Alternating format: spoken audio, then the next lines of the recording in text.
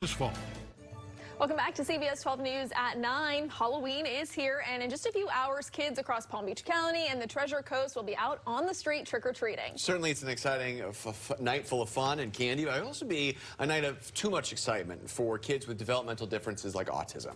Joining us now is Sharon Alexander, CEO of the Unicorn Children's Foundation in Boca Raton. Sharon, thank you so much for being here with us this morning. Thank you for having me this morning. You know, it's an exciting day, but again, as you said, it can be overexciting, and with 1 in 6 of our kids who have a developmental difference, such as autism or ADHD, it can be really kind of traumatic experience at times, and there are ways that we want to encourage people to help. What are those ways? Yeah.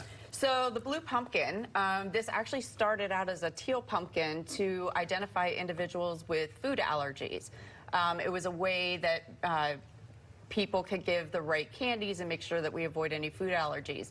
It has since been expanded to the blue pumpkin, which is to identify an individual who may be nonverbal, who may have autism, and it's to alert not only other parents that this child may be engaging in behavior that is more sensory related, and it's not necessarily being rude or non-compliant.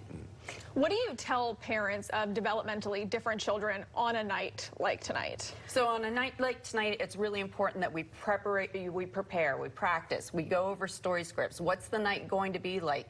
You know, practice wearing that costume, make sure there aren't sensitivities to the costume, but also, you know, engaging in role playing. So when you knock on the door, you ask, you know, you're supposed to say trick or treat, and then you say thank you. And so by preparing them for that, it can actually remediate some of those sensory overloads that we see on a Halloween night, because you know, any break in a routine can cause a child to have sensory overreactivity, and we want to make sure that this is a fun night for everyone.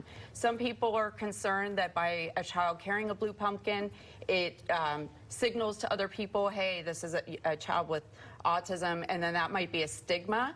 But what we're encouraging families to do or households to do is have these pumpkins available on your doorstep. So that alerts other families coming up that you are aware and that you can be compassionate. Listen, this is a fun night for everyone, and we want to make sure that everybody is included in the process, but that we are compassionate and enjoying ourselves this evening. And I think it's such an important thing for people, you know, without children with developmental disabilities to be, you know, cognizant of what's going on here, because certainly there are a lot of adults that like to get into it, like to dress up, like to jump out, like to scare kids, but you know, obviously not all kids can handle something like that. Absolutely, and that's why we're here to really make, you know, raise awareness, making sure that we're not creating undue stressors, and that we're creating a safe environment where all families can participate.